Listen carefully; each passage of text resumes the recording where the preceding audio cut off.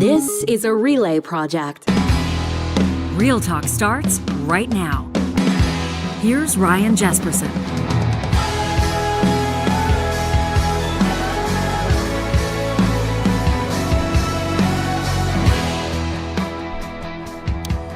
Probably the safest, least controversial thing that I will say all week, maybe all month, is that the current leader of Canada's Conservatives, Pierre Poilievre, is a completely different political animal than his predecessors. I almost guarantee that you agree. Whether we're talking about Aaron O'Toole or Andrew Scheer or Prime Minister Stephen Harper, for that matter, the current leader of the Conservative Party of Canada is wired differently. He operates differently. He communicates differently. He fundraises differently, and he's building the party differently. Ultimately, what will it mean for Canada's political landscape? Ultimately, what does it mean for you?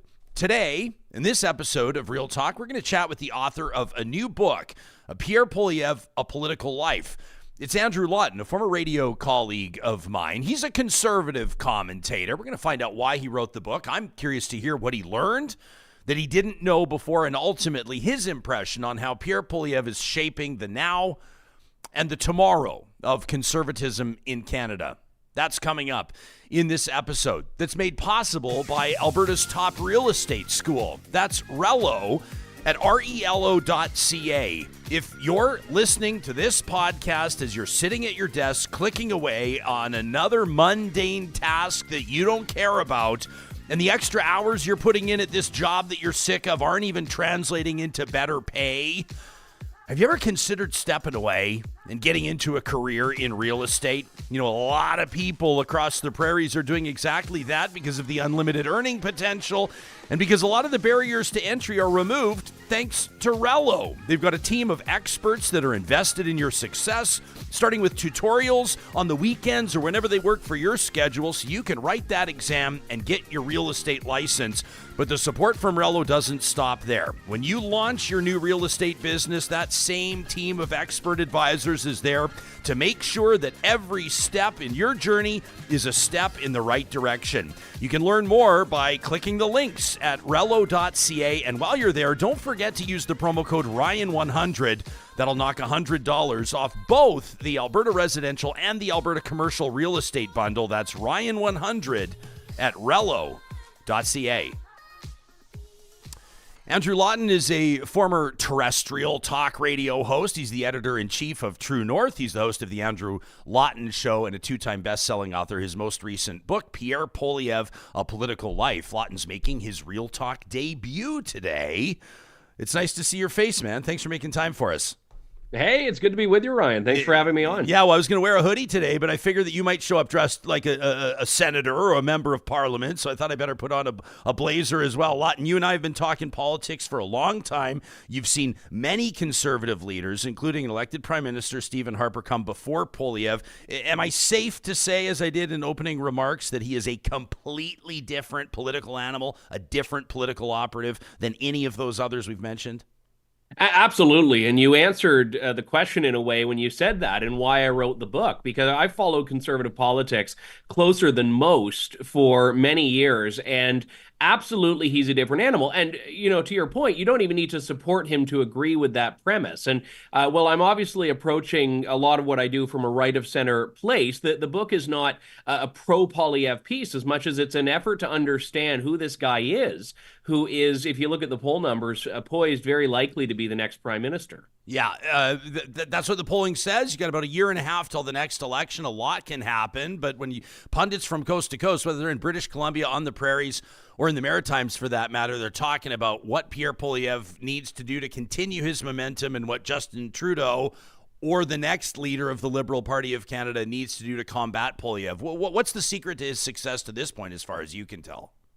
Well, I think one of the key factors here is that he has been relatively consistent, not just over the course of his the last few years, but over the course of the last 20 years of his life. The things he's talked about, the issues he's taken up, have been very much the same. There's a famous essay he wrote when he was at the University of Calgary on what he would do as prime minister, and if you read that, it sounds like you're reading a speech he just gave at the Calgary Stampede last year. It sounds almost identical in tone. So that's part of it. And if you contrast that with Andrew Scheer and Aaron O'Toole, both of those leaders had a significant pivot from how they spoke to conservatives during the leadership race to how they spoke to Canadians after. And people have memories. You don't actually get to do that without people starting to question what you're really about. So there's an authenticity and a consistency that I think has been a part of, but not the totality of Pierre Poilievre's success so far. Pretty interesting, that essay that he wrote in 1999. The word freedom is all over it. This is a word that I think even as a young person,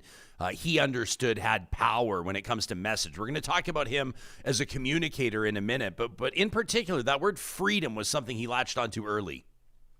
Yeah, and obviously freedom means different things. I mean, he launched his leadership campaign in the midway through the pandemic, just after the Freedom Convoy, and the term freedom, of course, takes on a different connotation there. But he's always had more of a libertarian sensibility, the belief that freedom is the tide that raises all boats, the belief in free market capitalism, opposition to regulation, all of these things. So it's interesting because he's never really identified himself as a libertarian. But if you look at the common thread throughout his career, that's always been the orientation he's had, as I would interpret it. Yeah, I feel like that word is getting overused in Canadian politics. Well, and for that matter, in politics in the Western world these days. Would you agree? Nobody really truly understands either what a libertarian is, or nobody really lives it once they're in elected office. Yeah, and it's one of those challenges where unless everyone's working from the same definition, it's a pretty meaningless term. So it's like a lot of the terms you see in politics. So it's one that I would use with caution for sure. So what early stages, early phases, people Pierre Poilievre's not the type of guy where you go, where did he come from? People have been watching him come up the entire time. Relatively young, elected MP, along with others. People have seen him in government. People have seen him as a cabinet minister. People have seen him in opposition. People have seen him throw his name into the hat for leadership races and then pull out. And then, of course, there was the most recent one that he won with resounding success. It'd probably be how he would characterize it. It's been a journey of essentially who you'd refer to as a career politician, though I know he wouldn't prefer that label. The argument would be that he's got experience. The criticism would be that there's not a lot of real life experience. Have you found to this point that he's answered that objection with the public?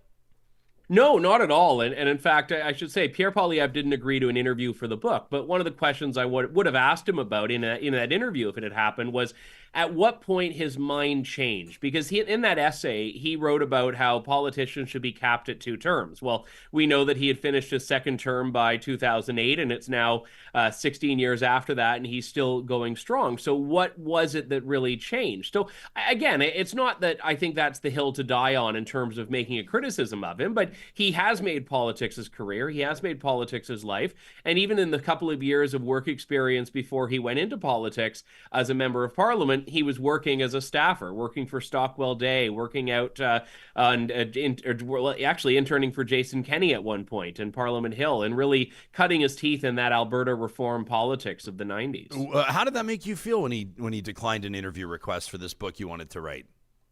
I wouldn't say I had a feeling. I mean, I was a bit disappointed in the sense that I felt that there would be a side of the story missing. But at a certain point, I also realized that I had gotten so much from people around him. I had spoken to Jenny Byrne, his longtime advisor and former confidant, a current confidant and advisor and longtime ally, and I had spoken to people that have worked for longtime girlfriend, right, Jenny? Yeah, I was getting you were dancing around the present role, but I wasn't trying to dance. I'm just at this point I was trying to remember which word I had said, but yeah, the former girlfriend, longtime advisor. That was how I was trying to get at it. And she obviously knows him, I think, better than anyone because she's been a part of his life for the last 25 years. And so I got a fairly good picture of him. And he's also left a very lengthy public record. This is a guy who was the squeaky wheel. He was speaking up to reporters, writing letters to the editor, op-eds. So he's put a lot out there that was available for me as a biographer to go through. Yeah, what do you make of, we've requested Mr. Poilievre on the show several times, want to give him a fair shake, really look forward to talking to him. His team doesn't seem particularly inclined to make him available, and I don't take it personally because they don't really seem to make him available to anybody. But Lawton, I got to be honest, I'm a little surprised he didn't talk to you. Like, I think that, if there are interviews that Poilievre's going to do, and I don't know anything about him personally, I'm just calling it how I see it, I would think it would be you. It would be True North. It would be Rebel Media. Those would be the interviews he would do. What do you think's up with the playbook? Like, it's almost like across the board. I mean, give him credit for consistency here. He's just not talking to report. I mean, there's like almost a disdain when he talks to reporters. Do you think it's performative? It's definitely strategic. What do you make of it? So I should say Pierre Poilievre has made himself available to be interviewed on my show on several occasions. So I have gotten the special treatment in that sense relative to what you've gotten. But for the book itself, an interview was not available. And I think a part of that is that there's this inherent caution that politicians, certainly conservative politicians, have about the media in general. And even if you're someone who's approaching things from a particular persuasion that he may find generally sympathetic, he also knows that I'm writing this book about his life, and I'm going to be prying in places that maybe he doesn't want to talk about. But the media aspect is a fascinating one. And everyone saw the famous Apple video from British Columbia, where he's just swatting away this reporter's questions. And I think that his relationship with the media is, again, one of these departure points from his predecessors, because Erin O'Toole and Andrew Scheer both felt the media was hostile towards them, but still tried to be very nice and congenial and deferential. Whereas Poilievre's just taken an entirely different approach. He's going to call them out. He's going to put them on defense. And I think that's just him. Everyone I've spoken to has said that is not an act. That's just who he is.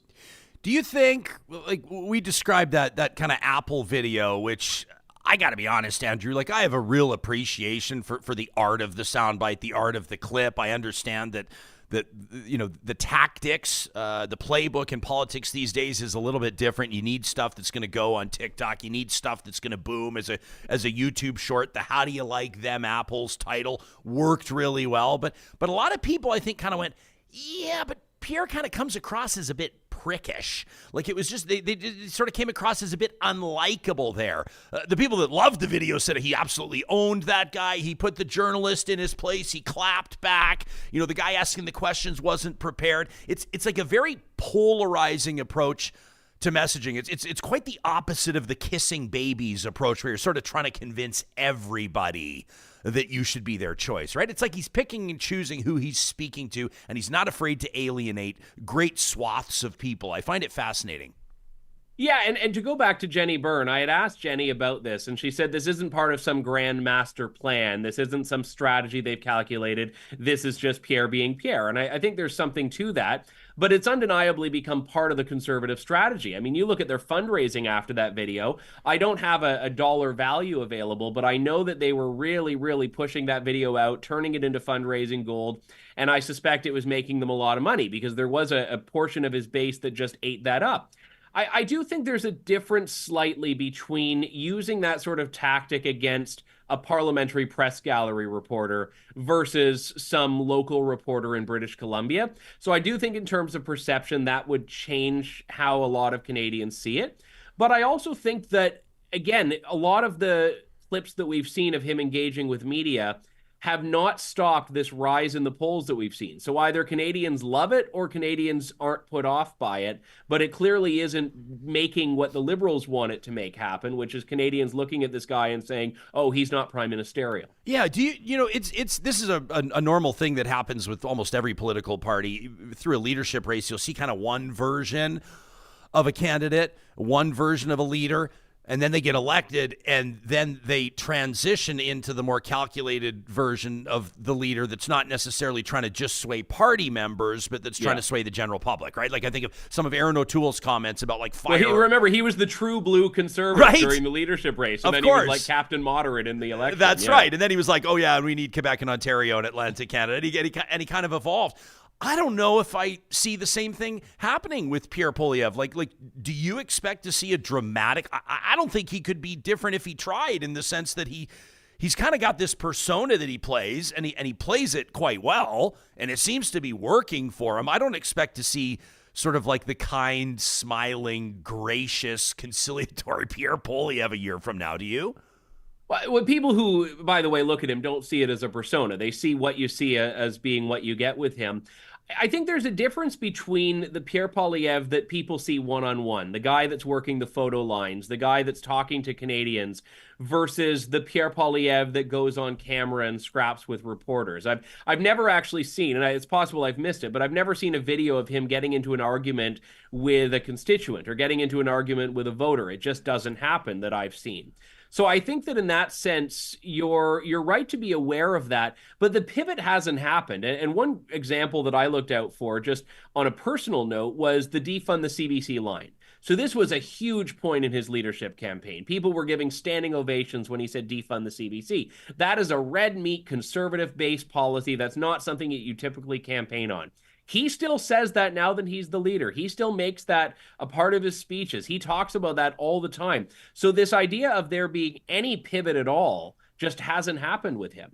Although he did write in some of these essays and what we're talking about in the early years, to be fair to Mr. Poilievre, we're talking about a 20-year-old Pierre Poilievre, pretty significant stuff about reforming the Senate, and he was big on recall legislation as well, which kind of intrigued me. Your book goes kind of deep into that. It'd be interesting to see how much of that he sticks with, how much Canadians would care about stuff like that present day.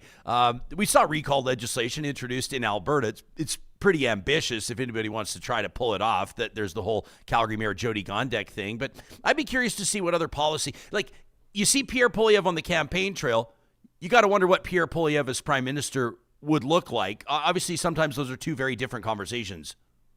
Yeah, and on the recall, he did actually introduce, I can't remember when it was pretty early on into his career, he introduced a private member's bill on recall, but it didn't really go anywhere at the time. There was certainly a lot of those reform influences, those Alberta reform influences in the early years of his career. So I would be interested to see if anything comes of that now, if there is a national push at all for that now. I'd again, be very keen on seeing that.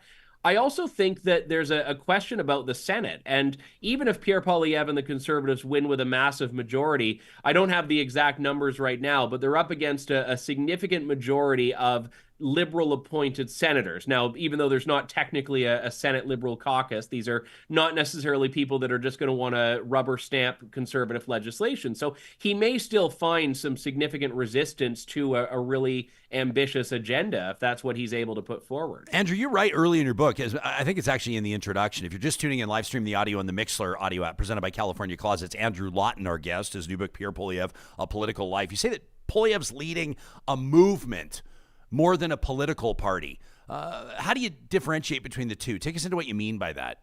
So I liken a lot of what we're seeing in the Conservative Party right now as being a significant generational shift. And I look at the rallies, and especially the ones he had in Calgary and Edmonton, where he had thousands and thousands and thousands of people out. And you may think, okay, big whoop, it's Calgary. Of course, there are a lot of Conservatives. But Stephen Harper wasn't pulling those numbers. Pierre Poilievre was going into cities that Stephen Harper had rallies in an election when he was prime minister and was not getting the same turnout as him. So there are a lot of factors in that. There was a post-pandemic surge of just people wanting to get out and do things. But he brought in people that had not only never before been conservatives, but in many cases had never before been in politics. And I spoke to Ian Brody, a former University of Calgary professor in the book, and he had talked about how the Conservatives have gone through every possible way of increasing their membership list in Edmonton, for example, and have just thought they had maxed out. And then Pierre Poilievre comes in and somehow conjures up new Conservative members. So that doesn't happen without there being a movement that is bigger than a person and bigger than their campaign. And that's what I was getting at there. What do you think it is? Like, Andrew, do you think it's based on tangible policy? Like, is it that you know, these hundreds of thousands of new members to the Conservative Party, you know, believe that Poilievre's got the policy that'll drop the price on housing, or they believe he's got the viable alternative to Justin Trudeau's carbon tax? Or do you think it's that they finally see a guy that, like, his performance as a politician kind of embodies those fuck Trudeau flags. You know what I mean? Like, he's finally the guy that can put Trudeau in his place. He's finally the guy that'll be the formidable debater. He's finally the guy that can take out that Trudeau Liberal government. Is it more of a feeling than it is policy and principles that people are buying into? I think it has to be. You see, like, I've been to some of his rallies, and you see people in the photo line that are meeting him that are almost sobbing. People that are going there that are just desperate. They're on their last legs. People that I heard from that, you know, spent their last $15 to buy a membership to vote for this guy when they needed that money to go to something else. So there's clearly an emotional attachment that people have to his campaign and to his messaging.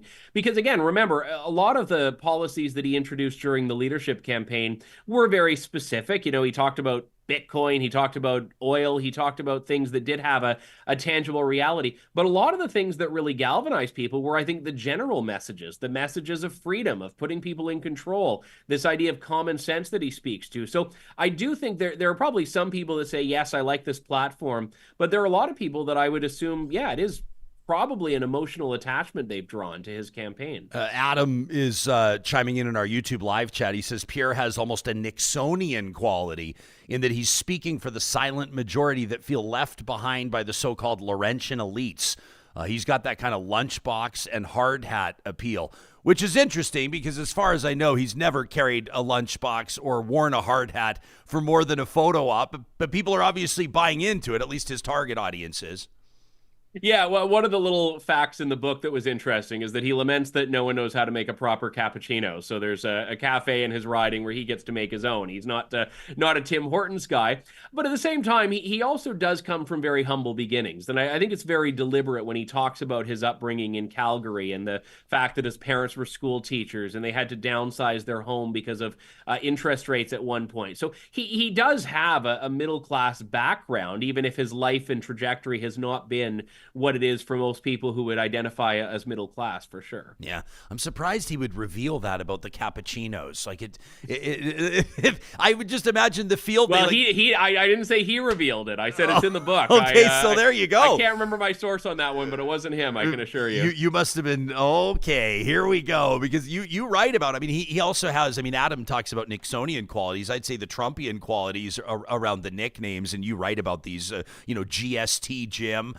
Targeting former Alberta Premier and longtime federal cabinet minister Jim Prentice, Kyoto Joe, taking on former conservative. My favorite was Joe Jurassic Clark. Jurassic Clark is pretty unbelievable, yes. but there is kind of a Trumpian vibe to that as well. The nicknames and maybe not as prominent or recurring with Pierre Poilievre, but he's got to have, like, in my mind, I don't care how people feel.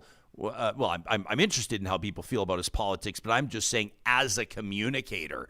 Like as an operative, as a soldier on the political side, he's more formidable than any candidate, any leader that the Conservatives have put out in like 40 years. I mean, I honestly think back. I'm not comparing him to Brian Mulroney at all. Obviously, there's huge differences. Mm-hmm. But I just think of like the confidence that Mulroney had, and how he spoke to people. And I see some of that in Pierre Poilievre. Different tone, different delivery, but he just sort of like has, I don't know, it feels like he has another gear, and so I just think that's why, like, I'm always interested to watch debates, to watch rallies from the strategic side, from the tactical side, and watch how he's doing it. And I know that I'm not the only one that's saying this, whether people like it or not. I'm not surprised to see what the polls are doing because he's figured out how to hone in on a message, whether that's axe the tax or something else, these short little slogans, but it's something that people absolutely grab onto. Yeah, and by the way, there's a risk to that too, because you may remember in 2015, the Conservatives just chronically and short-sightedly underestimated Justin Trudeau. They said this guy's a moron, he's an idiot, he's a fool, he's not going to be able to hold his own during debate. And then at one point, Corey Tenike, the conservative strategist, said, if he comes out with pants on, it'll be a win because the expectations had been lowered too much.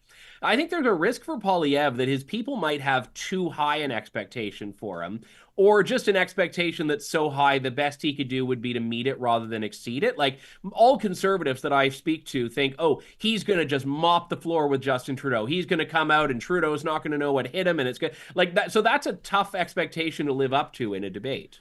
Yeah, 100%. And I think that like people are fooling themselves if they think that the Liberals are just going to fold the tents and walk away from this. I think it's going to be a fascinating next year and a half. I'm curious to see what the Conservative Party actually looks like membership and actual policy in the next 12 months or so. That's where I want to go with you, Lawton, and I haven't even asked you yet. What surprised you most in putting the book together? That's what we'll ask Andrew Lawton in just a moment here. Andrew, his new book, Pierre Poilievre, A Political Life. You can find it wherever you get your books. Andrew also wrote a book, by the way, on the Freedom Convoy. I got to ask him about that. Pat King, remember that? The organizer facing 9 charges. His trial began. I'm not sure if you noticed or not, Real Talkers, a couple of weeks ago. I'll pick Andrew's brain on that in just a second. This conversation is made possible with the support of partners like Pathways Alliance, the 6 biggest oil sands producers in Alberta, working together and with different levels of government, the provincial and federal governments, on a path to reach net zero emissions from operations. They're going to do that with a proposed carbon capture and storage network. You can learn more on the website, pathwaysalliance.ca. The plan is answer changing global energy demands. The world wants responsibly produced energy, and Pathways Alliance wants that energy to be coming from Alberta. But to make it happen, they need to collaborate. You can learn what that means for you, what it means for jobs in the region, what it means for Canadian energy security by visiting their website at pathwaysalliance.ca. You going to be on your hands and knees in the garden this weekend? If you're anywhere near a Friesen Brothers, we want to remind you that their garden centers are now open. 17 different locations across the province. When you see a Friesen Brothers garden center, you can buy with confidence, knowing that the plants there, even the potting soil, is actually from Alberta, which means that it's going to be perfect for Alberta climate. It's going to look great all the way through the summer. We can't promise you the fall, but we can keep our fingers crossed. You'll find experts and expert growers represented at the garden centers at your local Friesen Brothers. They are Alberta grown and Alberta owned. And if you are resolving, you have resolved, you've promised yourself this spring cleaning session that you're going to get organized for good, California Closets has a great offer for you, a free consultation. You can book it online at californiaclosets.ca. Whether it's your walk-in closet that could use a little love, maybe it's that spare bedroom doubling as a home office, maybe your laundry room's a mess, heck, maybe you haven't seen your extension cords or your bike tire pump in months because your garage is so disorganized it's giving you fits. California Closets can find a solution for you, and they can do it on budget. That free consultation starts with a visit to californiaclosets.ca. Andrew Lawton, our guest, conservative commentator and the author of Pierre Poilievre, A Political Life. Andrew, you're putting this book together. You obviously have a good sense of who the players are in conservative politics across the country. You have a good sense of the dynamic of the current party, the trajectory that the leader appears to be on. But what surprised you? So we talked a little bit about the consistency earlier, but I think it was kind of remarkable how much that was there and how much every step of his life seems to be leading towards this point. And there were experiences that I heard from other people around him going back 20 years of him, at the very least, entertaining the idea of becoming prime minister. And it doesn't mean that he had this Machiavellian House of Cards master plan on, if I do this, then I'm going to get there. Obviously, good timing and circumstances have been along the way, but it's just been how committed he has been to this path that I found quite surprising. What do you think, or what would be like red flags for you? Like if you're advising Poilievre, what could you see becoming problematic for him ahead of the next federal election? So there were 2 flaws that I think are internal in nature. Like, obviously politics has external threats, but internal flaws that people on his team had shared, always on background, I would assure you, that came up. One is that he tends to be very deliberative and consultative, but sometimes this can come at the expense of expediency. So he likes to run all the calculations and scenarios and think of every which way this could turn out. And sometimes this means that even simple questions and simple quandaries just take forever for him to decide what we're going to do. The other thing is that he's his own best advisor. And on one hand, it means that it's good because he doesn't have all the people in his ear that are going to try to get him to, go against his conscience and beliefs. But he also kind of makes stuff up on the fly. And I actually saw this not as an author, but as a journalist at one of his events. I had asked someone on his team, hey, can I get a copy of the speech? And he had just sort of sighed and said, there isn't one. He's just up there winging it. So sometimes that can happen in a way that is a little bit concerning if you're a staff member, that he might just commit to something that hasn't been explored or hasn't been communicated with those around him. Yeah, I was sort of trying to, like, when people characterize the Harper era of conservative politics in Canada, Harper was sort of like, famously, hesitant to speak to media, kind of kept clamped down on messaging, obviously kept the party on brand. I mean, you talk to his critics, you'll hear that more loudly than his supporters, but there was no doubt that there was kind of a front bench of stars in that party, I mean, I'm thinking of like Ron Ambrose and Jason Kenney and John Baird, and like the list goes on. And, respectfully, you don't get that same sense with the Conservatives now. And maybe it's unfair because I'm talking about a party in opposition as opposed to a party in government, but it feels kind of like Poilievre's the star. And I understand why, the strategy there, but you don't get the sense that there's a lot of bench strength, which is important in an election, I think, to convince the electorate that you've got that team that can come in. Is that something that you can see the leader, Poilievre, needing to evolve or develop over the next bit? I think it'll have to be. He certainly made a point of recruiting some pretty big name candidates like Ellis Ross in British Columbia. I think he's a pretty big star. Jamil Javani in Ontario, again, a Yale educated lawyer, a former broadcaster as well, joining the legions of you and I in that sense. So I think there are some people that he has around him that are quite solid. And to give a little bit of credit too, when people name those figures in Stephen Harper's government, a lot of those were not instant stars as well. They were people that over the years became that. They became prominent. The one thing that I'm really interested in seeing from a prospective Poilievre government is who the finance minister is, because this is Poilievre's baby. He's been the guy talking about jobs and inflation and all of these things. So how does he get someone else to fill the shoes that he's really been filling for his party for the last, I'd say, 7 years? That's, I think, going to be the big question. And I don't know who a Poilievre finance minister is going to be. Do you figure that the Conservative Party 12 months from now ish, pick your time frame, will look the same as it does now? I mean, do you see a dramatic evolution in the makeup, the perspective, the operating procedure of the party to be any different a year from now? Well, I think they have to have a platform as the election nears. And I'm fairly sympathetic when people criticize the Conservatives and say, where's your platform? And Poilievre says, well, we're in opposition. It's not our job to have one yet. Like, I think that's a reasonable point, and that's kind of how things are in politics. But you can only do that when your job is to be the opposition. The closer you get to an election, you've got to be able to put your own roadmap out. And I see the signs you have up there, axe the carbon tax. Like, that can only carry you so far when you're a political leader. So what the plan is I think going to be a big deal. And there are also a lot of nominations that still haven't happened yet. So a lot of people that could come into the race as candidates that could bring a certain gravitas or star power as well. The one thing I will point out to this is that the team aspect is going to be very big this time. I do think Poilievre wants to show that he has a team around him, but he has to obviously fill that out before he can put that forward. Yeah, I don't know about you. I was blown away. As a matter of fact, the timing of, sometimes you've got a guest booked on your talk show and the timing for something lines up just beautifully. We had the COO of the Alberta Chambers of Commerce booked in studio the day after Pierre puts out this op-ed in the National Post telling conservative entrepreneurs basically, to stop giving chambers their money, to hand in their memberships. He says they don't have an audience with me. He says I'm not listening to lobbyists. I have it on good information that there's virtually no relationship. There's no hostility, but there's virtually no relationship between Pierre Poilievre and conservative premiers, in particular in Western Canada right now. He doesn't seem particularly inclined to take meetings. I heard that he turned down a meeting with the Irving family in Eastern Canada, which just blows the mind, but it says a lot about how he's wired. What do you think relationships look like with Pierre Poilievre moving forward? He's obviously, if you're going to be prime minister, and he's not yet, to be clear, but if you're going to be, you got to work with provinces. But I think that most Albertans, most Saskatchewan residents would be under the impression that their premiers and Mr. Poilievre would get along famously, would be texting each other all the time. It doesn't sound like that's the case.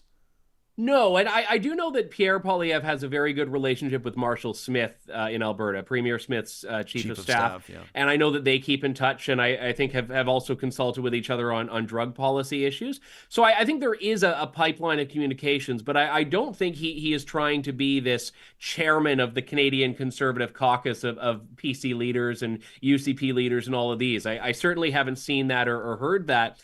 And to be honest, just switching it back to the Saskatchewan and Alberta perspective, I think these provinces will have a much more difficult go with a Conservative government in Ottawa because they can't have that inherent resistance to Ottawa as easily with their base as they can with Justin Trudeau.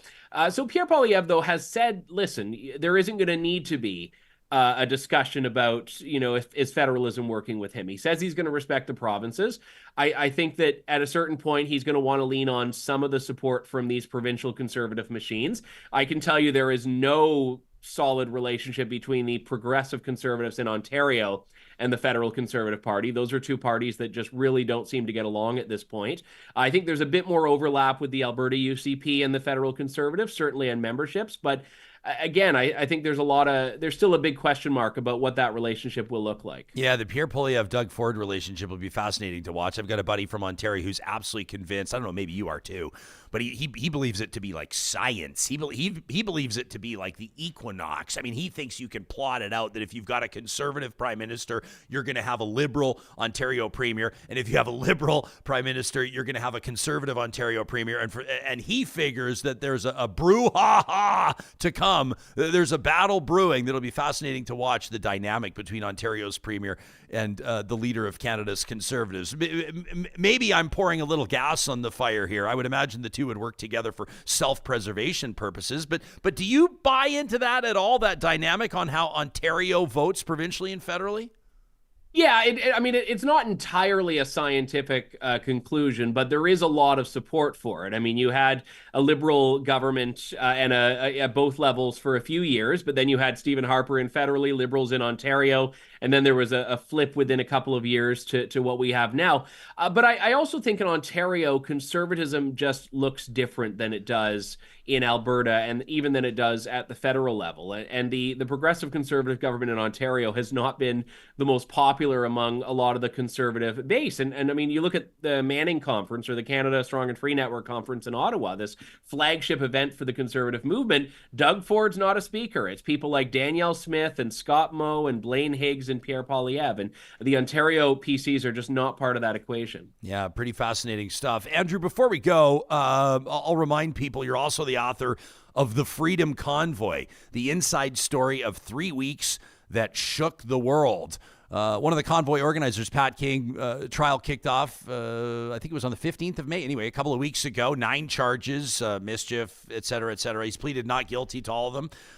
Just curious for your take on how you see that going, the significance of that, whether or not the average Canadian is still paying attention to it. I was driving May long weekend between Calgary and Edmonton. You still see these rallies. Now they're rebranded. Let's talk about freedom, more about Axe the Tax. But there are people that are still out there airing these grievances. Where do you see the trial going? Not necessarily asking you to predict the outcome, but the significance of it for the average Canadian. Yeah, and I'll be fair, I haven't followed Pat King's trial, and interestingly enough, a lot of the other organizers that I spoke to in that book, like Tamara Leach and whatnot, were fairly critical of Pat King and his role in this. They felt that he brought more harm than good to the movement, but I think there's a justice aspect. I mean, I have a higher than... I should probably higher than you tolerance level for what the Freedom Convoy was set out to do. I think that at a certain point, what's going to happen here is we're going to realize, is it reasonable that it's taken more than 2 years to get this done. The trial of Tamara Leach and Chris Barber itself still hasn't come to a conclusion. Pat King as well.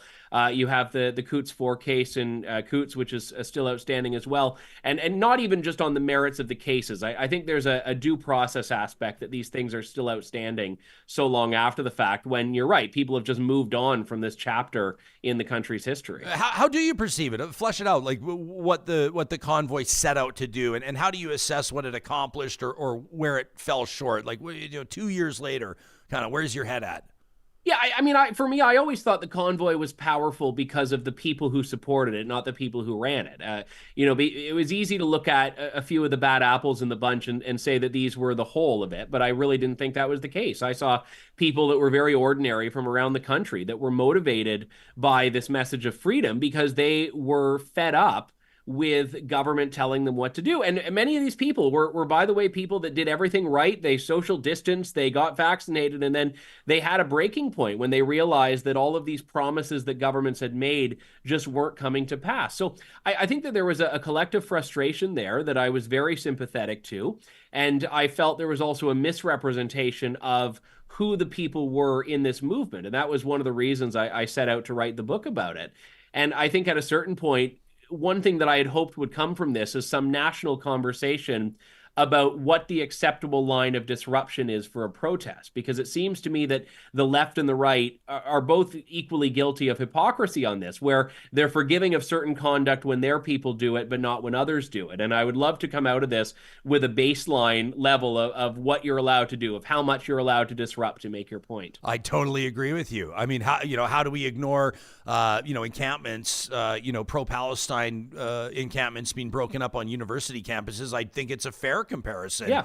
We talked to photojournalist Amber Bracken, who definitely leans more left than you do, but she made that exact same point. And I don't perceive her at all to be a convoy supporter, but she said, famously on this show just a couple of weeks ago, she said, like, there's not that much different in conversation about the two. I mean, people can start to focus on, okay, well, university campuses are private property, or there's this detail that we can hone in on. But generally speaking, as Canadians, what do we value? Why do we value it? And like you said, where do we draw the line? And there's been no other situation that I can think of. I mean, I think of, maybe rail blockades. I can think of certainly, some Indigenous communities and First Nations demonstrating currently against some energy expansion projects. Obviously, we've seen some opposition to some logging projects. I think of like Fairy Creek as an example, obviously LNG storylines, but nothing was as prominent or as prolonged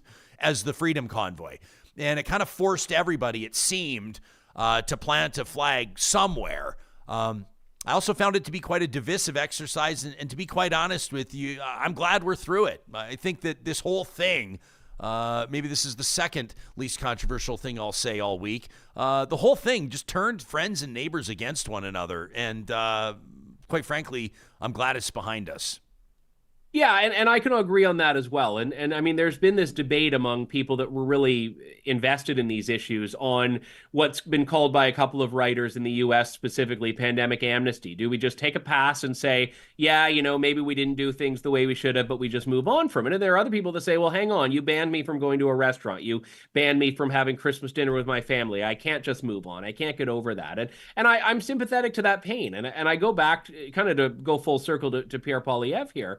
I think one of the reasons that he had such an emotional appeal to your question earlier was that you had people that felt very personally insulted by Justin Trudeau when he had made the infamous fringe minority with unacceptable views comments and some of the comments he made during the vaccine debate. People felt this wasn't just a policy disagreement. They felt very personally attacked by it.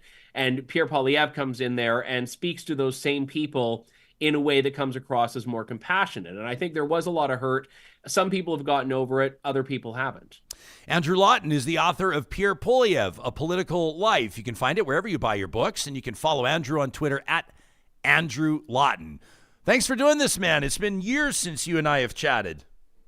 Anytime. Happy to be on the show, and I'm so proud of what you're doing. And I should also say thank you because you provided a photo that is in the photo insert in the book, and I'm very grateful for that. Yeah, that's right. You know what?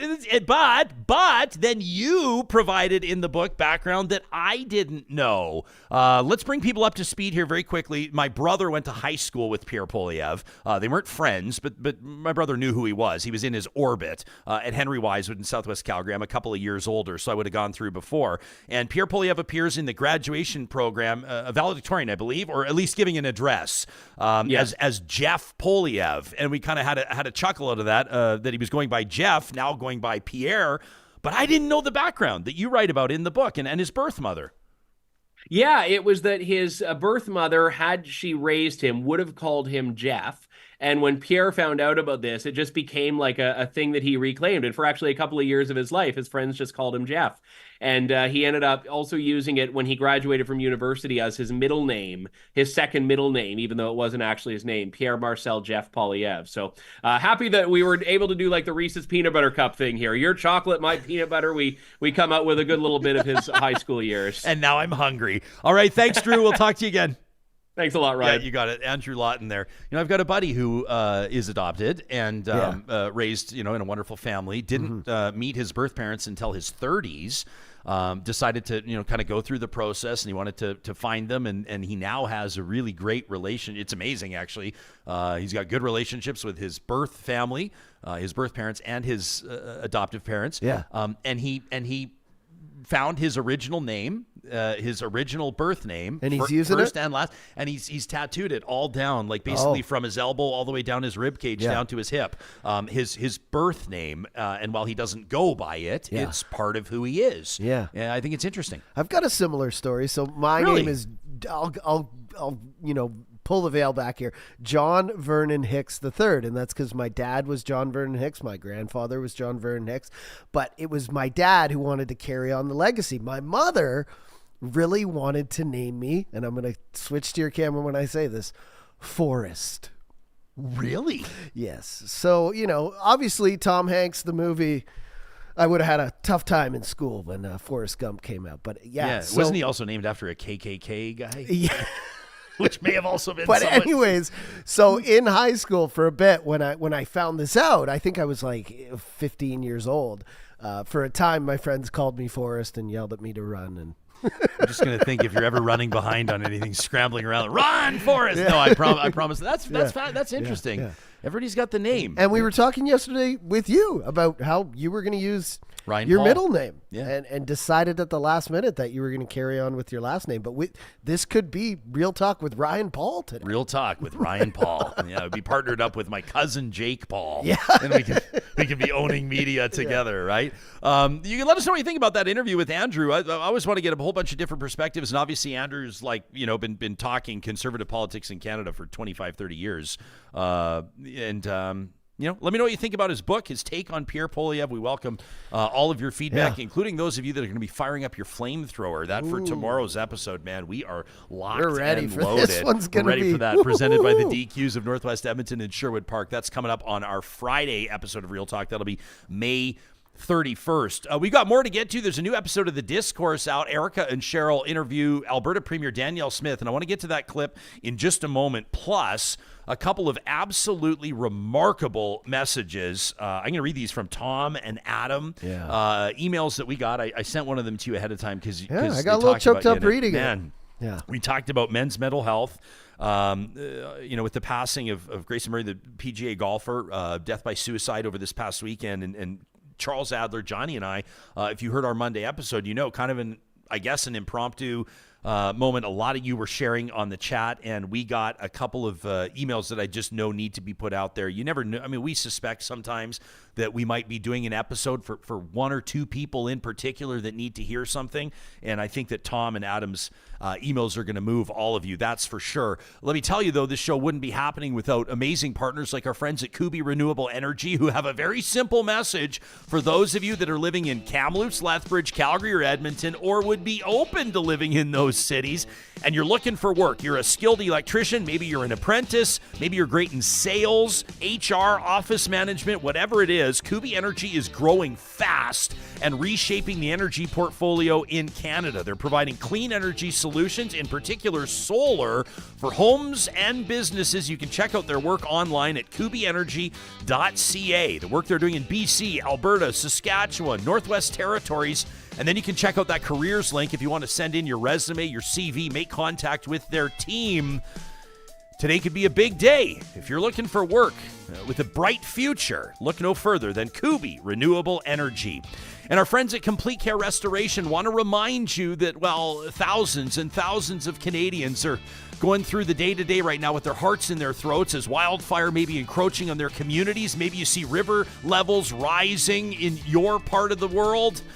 Well, Complete Care Restoration has been helping people restore properties that have been damaged by fire or flood for more than 25 years. They've been helping people dealing with asbestos or black mold rebuild their peace of mind with their professional property restoration services. They respond 24/7. We've heard the proof from Real Talkers like Neil, who email in to tell us how satisfied they've been after reaching out to Complete Care Restoration.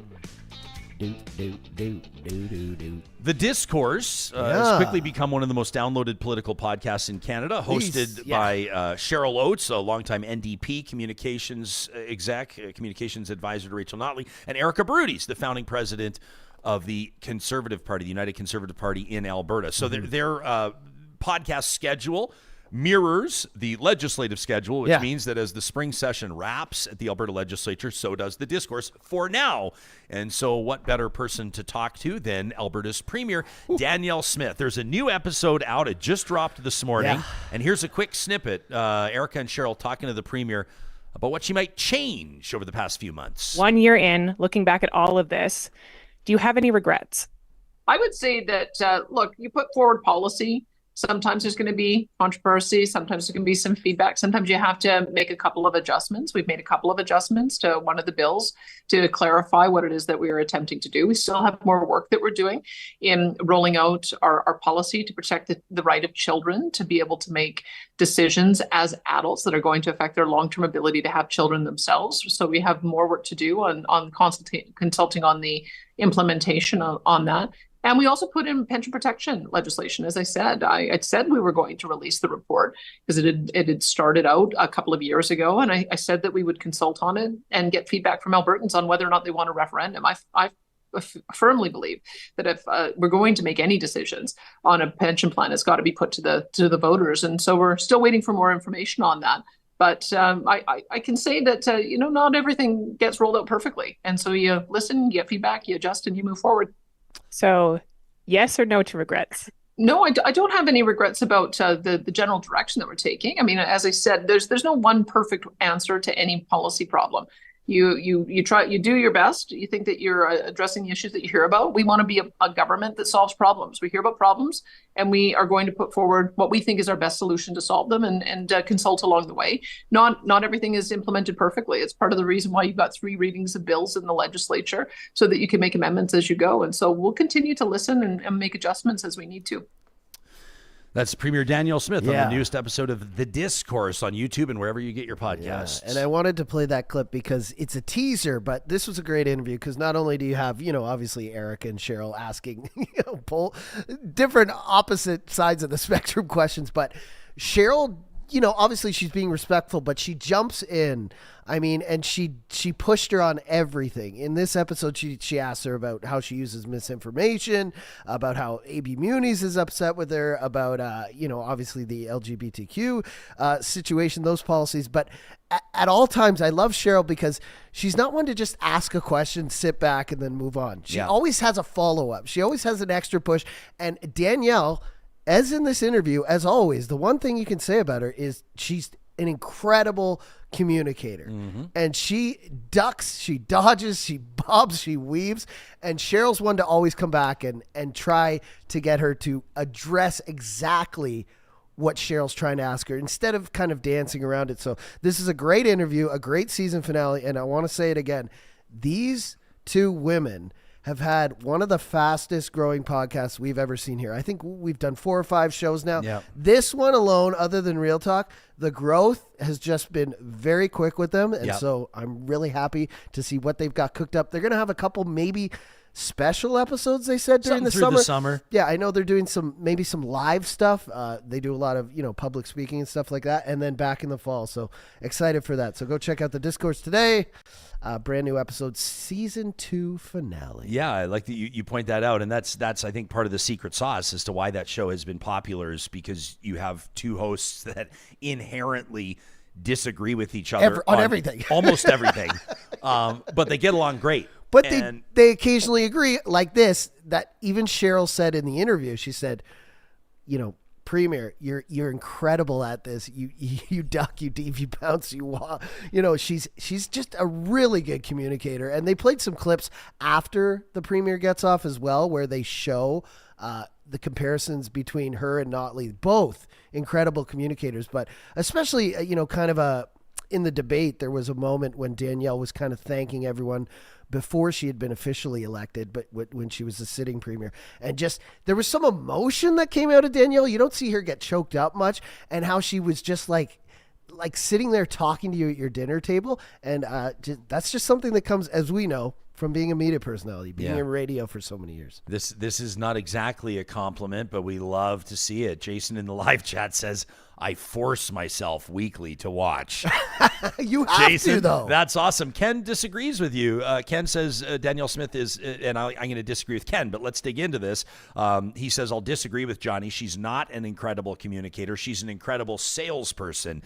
Honesty is important in leadership for me anyway, says Ken. I'm old school. I value trust in leaders. I mean, I guess it depends on how you define a communicator or what makes somebody a formidable or skilled communicator. But I'd argue a salesperson is a great communicator. Yeah. I mean, if someone can articulate, whether it's a car or a policy, that you need this, it's good for you, and I am the one to bring it to you. I mean, what's the difference? I don't want to derail us too much, but there are so many comments referencing a particular herb. In the live chat today. Nobody's really over you pronouncing it as basil the other day. I know people are trying to get me to, like Jordan, for example, is talking about basil. Add some basil when you bake bread. Everybody's trying to get me to. Who says basil? I saw somebody the other day wondering, do you guys pronounce it thyme?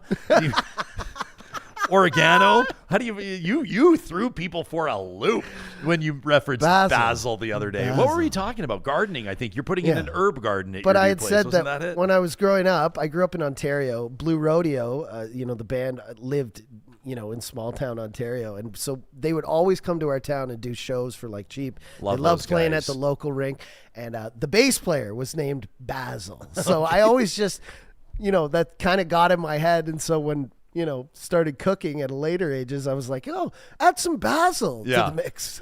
We want to get to Adam and Tom's emails in just a sec. And while this isn't a sports show, this isn't a golf show. We love golf, and I've been fascinated by what happened in Louisville, Kentucky with the world #1 golfer, Scottie Scheffler, who was arrested and then charged. Well, charged and then charges dropped now. That's the latest news. And we're going to play a clip from his lawyer here in just a second because it's remarkable. But this story just absolutely bonkers. Okay, so it starts in tragedy. Most people know this. A volunteer at the golf tournament, at the Charles Schwab tournament, the classic Charles Schwab Challenge, I think it's called, unfortunately hit by a bus and killed. Like, terrible situation.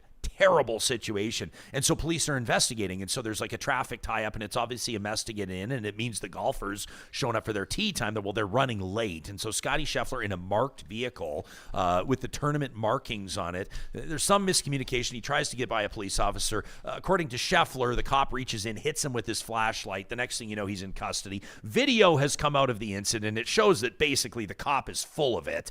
The cop who talks about being dragged by the vehicle, not true. And then video has just surfaced. We're not going to play it all because we don't have all the time in the world, but it shows an investigating officer talking to the world #1 who's wearing the silver bracelets, right? This is like a major champion, the best golfer in the world. Someone's going to write in and say, what, Ryan? Is he above the law because he's the world #1? I'm just saying, show a little respect. And those handcuffs better have been loose because you better watch those wrists, I'm telling you, on Scottie Scheffler. But the point is, the investigating officer sitting in the cruiser with Scottie Scheffler, and he's trying to get him to, well, he's basically kind of like, well, I don't know. Is he gaslighting him? He's doing his job, I guess. Trying to get. He's going. Can you understand? You know, you dragged him, right? You dragged him. Can you understand why? Can you understand? And Scottie Scheffler's going. Well, can I talk to him? Like the guy goes, no. And it's up to him whether or not you're going to jail today. Anyway, it's been a huge black eye for the police department. It's been a black eye for the golf course. It's been a black eye for the city of Louisville, which may never host a PGA Tour event again. It's been an absolutely ridiculous situation. Everybody with half a brain knew that these charges were going to be dropped, and that's exactly what happened. Listen, fewer than 24 hours ago. So Scottie Scheffler's lawyer, Steve Romanis, holds a press conference after the charges are dropped. Okay, so he has a media availability, not with Scottie Scheffler, obviously. Why would he mess around and muck around with this BS? He's got tournaments to win. He's got a world #1 ranking to protect. And so the lawyer is taking questions from journalists, and one in particular, and I just thought this was astounding. Like, when do you ever hear a defense lawyer talking like this? Steve, I have to ask you, though, the statements that Scottie made after the arrest don't seem to fully align with what you're saying right now. He admits that he got impatient and went too far. No, here's what happened, is he is being interrogated after the most stressful situation of his life, right? And the officer is actually asking him leading questions and trying to get him to agree with them, okay? And that's why you don't talk to the police, because they are going to try to put words in your mouth. But and this was that's after, exactly what they did. But that was after he read his Miranda rights. He didn't have to speak. He didn't have to speak. But again, he asked to talk to the officer. He wanted to explain to him what happened. However, they are trying to get him to confess to something that he didn't do. And the video evidence shows he didn't do it. And that's why you don't talk to the police. That is why you don't talk to the police. It's just like, I just thought it's comical. I mean, again, obviously I want to note that somebody died in this situation. There's nothing, I mean, I don't feel like that person's life and legacy has been getting enough attention in all this. Somebody died.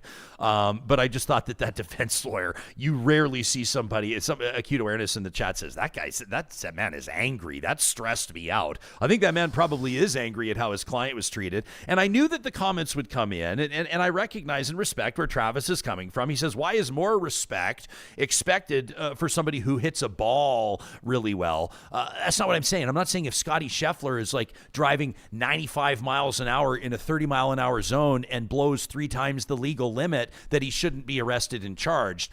But I'm saying if you're a police officer set up outside a Rolling Stones concert and there's a delay and there's 50,000 people in there waiting to hear the band, and all of a sudden a vehicle comes by and Mick Jagger is in the vehicle, you don't arrest Mick Jagger for trying to get to the concert if there's a miscommunication, right? Like, to me, we talk about, communication in politics. We talk about things like discretion in policing, and this was a scenario where I don't know what this officer, the arresting officer in this scenario, thought he was going to accomplish with all of this. Like, this is, this reminds me of the nightmare. When we talked to Shannon Phillips, I'll draw these 2 lines together. Don't worry, they'll meet at the end, I promise you.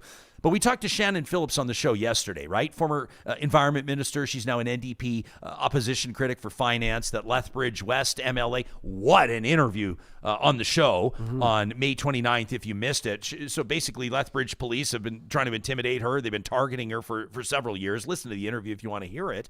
And despite Alberta's police watchdog, ACERT, recommending charges against these Lethbridge police officers, check the episode for details, Alberta's Crown prosecutors say they're not going to do it.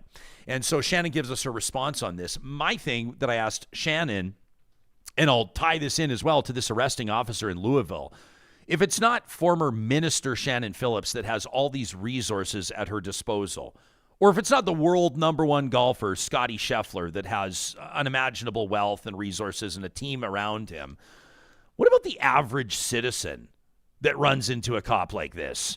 Like, I guarantee you there's probably dozens, if not hundreds, of people that'll hear this episode that have those experiences, that have run into an overzealous law enforcement officer that has absolutely smacked them around, figuratively or maybe literally, and they've had nothing that they can do about it. They don't have that number they can call. They don't have the people that are going to believe them. They don't have that pit bull defense attorney that probably bills out $700 an hour that's going to go speak up on their behalf. That's who I think about when I think of the cop and what he did to Scottie Scheffler. Well, when you read this story, you inevitably you think this cop was not having a good day. Something's going on at home.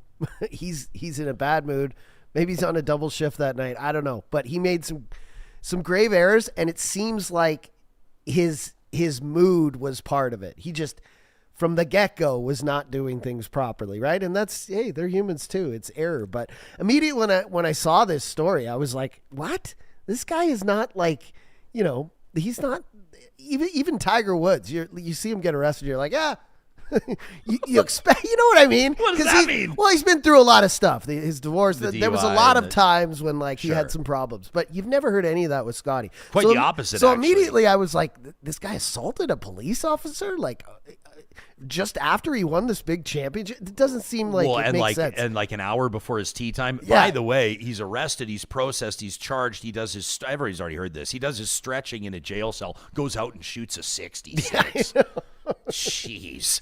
I've had some banged up nights, and I've gone out and shot a 66 on the front, but nothing like that. So there's the update on that story. Wanted to throw it in just because I thought the remarks from the defense attorney were striking, to say the very least. Can you load us up the highlight from this is our conversation on Monday. So obviously the golf world as well. Another story here, reeling with the passing of Grayson Murray, a young golfer, about 30 years of age, who died of suicide, withdrew from that tournament that he was playing in, Charles Schwab Challenge, on the 16th hole, I believe it was, on the Friday, and Saturday morning discovered dead. A really horrific circumstance. It got a lot of people talking about mental health, probably the first time that mental health, and for that matter suicide, has been discussed on golf networks in maybe ever. And on Monday, as Charles Adler joins us, presented by Tice Automotive Consulting, Chuck and Johnny and I, we start getting into talk about men's mental health. I've had those fleeting thoughts too that are like, hey, this is really hard. It'd be easier if I wasn't here. And they aren't, pertinent. They aren't all the time on me, but they do fleetingly come in and out of my brain. And the counselor has given me these tools that are just know where those thoughts come from, how to relate to other people who have them, and how to work through them, how to get by them. And it's a funny thing because we talk about this all the time. Most guys are, suck it up. Life is hard. Get to work. Yeah. Man support your family. Grow Do what you're supposed to do. 50 years ago, nobody talked about this. But things are a lot different these days, and it's not some whiner generation now. It's just, 50 years ago, you didn't have to be a personality on your phone and on your Twitter and on your TikTok every day. You didn't have immediate responses to everything you liked or put out into the world. The number one reason I love you is because you have just said something that so many people with access to public microphones and cameras are reluctant to say. Yeah. You said that just like the young man who took his life over the weekend, you too have had thoughts. And one of those thoughts that you've had occasionally is, maybe it would be better if I weren't here. Johnny, I love you. You can call or text 988 if you're thinking about suicide, or if you know somebody that is and you require immediate support services. 988. You can call or text. That's the National Suicide Crisis Helpline. You can learn more at the Canadian Mental Health Association's website. That's cmha.ca. That was from our May 27th episode of Real Talk. So we get an email on the 28th of May, the day later, 5 p.m, from Tom. He writes in, he says, I listened to your May 27th show when you guys are speaking about mental health and men in particular. I was driving home from work when I heard this podcast. I'd had a terrible day. I had to deal with my previous supervisor again, the guy who had told me he couldn't deal with me because of my mental health challenges. Tom says I was a correctional officer for 10 years. I was a firefighter for 8 years before that.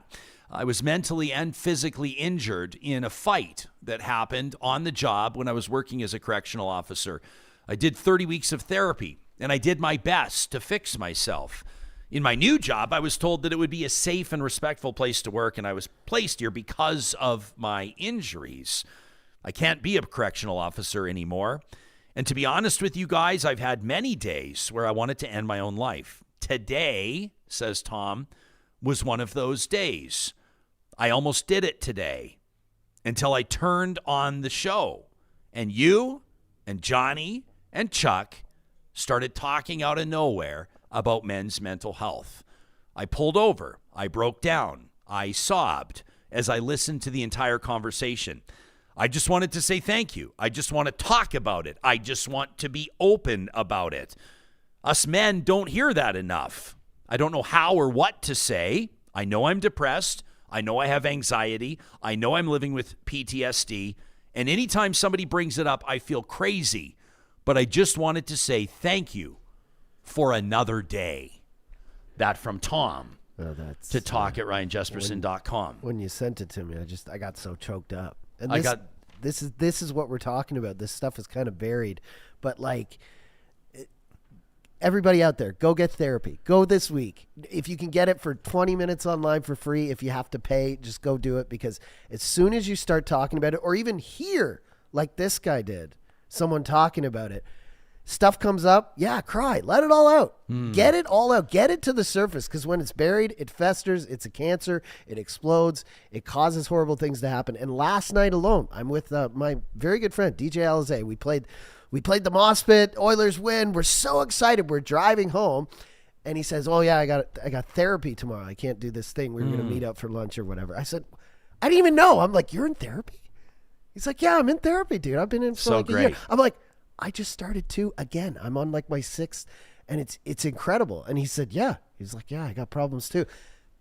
We should be talking about that. We should all be telling each other and I love that we're in therapy and pushing each other to go. 100%. I love this from Mariah in the chat, who just says, we want you here, Tom.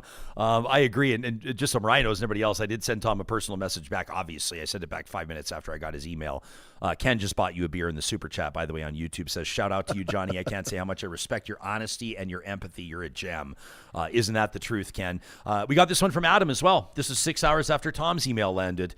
Adam says, Jespo, Johnny, I want to thank you for talking about men's mental health. It's a topic that's not discussed enough, and I know you could probably dedicate entire episodes, if not weeks, digging into this. Adam says, I was driving in my vehicle, listening to the Real Talk podcast per usual, and it hit home, and I felt compelled to share my reaction, my story, in the hopes that maybe my story might ring true with somebody that needs to hear it, the way that it rang true with me when Johnny said that he sometimes wonders if things would be easier if he wasn't here. Adam says, I was picked on for being too tall, for having acne, for being overweight, because my family was blue collar and I was at a school with kids whose parents were lawyers and surgeons, for not playing hockey because basketball was more affordable, for my dad being an immigrant, for being awkward when I liked a girl. I don't know why I'm choking up. He said, for anything and everything, it felt like. It didn't really seem, I didn't see a point to continuing on with what was, in my mind at the time, torture every single day. I didn't really believe in anything, so I didn't think I would die and go someplace better. I just thought it would end and everybody else would be happy I was gone. Adam says, I was 12. He says, I've never gone to formal counseling, but I have a support network I can reach out to, including a few other business owners who know struggles I face. My pastor, who would march into hell to save my lost soul. Numerous events have pushed me close to the edge, but I'm still here, says Adam. Hell yeah, Adam.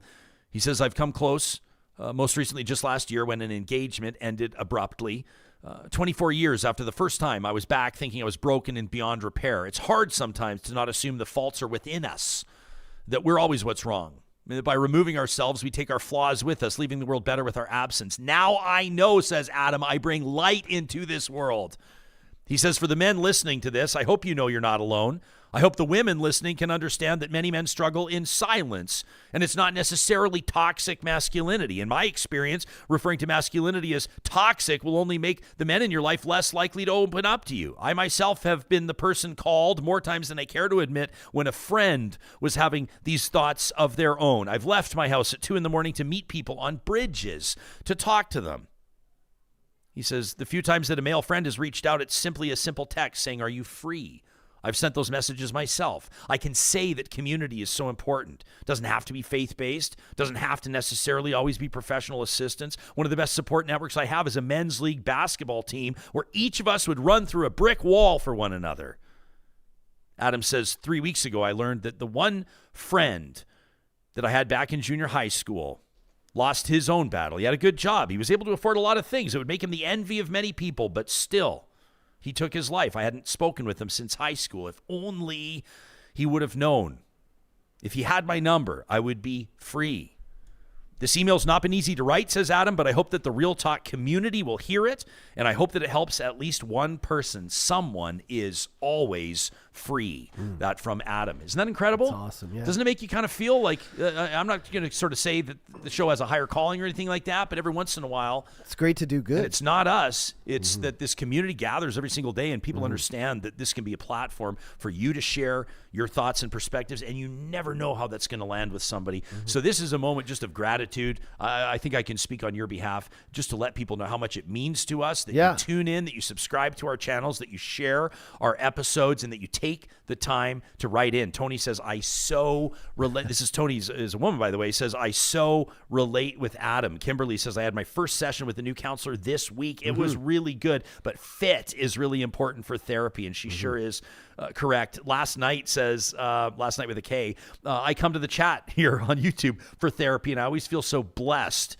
There are so many that are worse off than us. That's a great reflection as well. Bunny Slippers in the chat says, therapy isn't cheap, but it is free for those who need it most. You referenced the Canadian Mental Health Association here in Edmonton, cmha.ca. They have no-cost, single-session counseling in emergency situations. So if you want to try counseling, you feel like you're at the breaking point, you want to get a first session in free, I'm sure that doesn't, I'm sure that's not like, as much therapy as you want for free, but getting a first session is the big first step. And it took me a while after going to couples counseling for my wife to push me to go on my own and figure out my own stuff. Yeah. So if you go, it's provided for free. And that's, the United Way of the Capital Region and the city of Edmonton pay for that. So use it.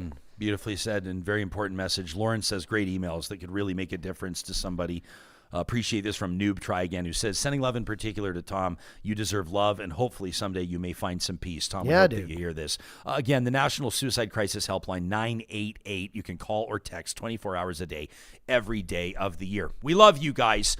Coming up on tomorrow's episode of Real Talk, we're going to be reviewing the legislative session. We're going to talk politics provincially and federally. We're going to bring in some commentators that don't see eye to eye, and that's going to be the beauty of it. And we're going to wrap it all up by firing up the flamethrower, courtesy of the DQs of Northwest Edmonton and Sherwood Park. If you have to get something off your chest, now's the time to send an email to talk@ryanjesperson.com. In the meantime, smash like on this, share it with your friends, and we'll see you right back here on May 31st for another episode of Real Talk.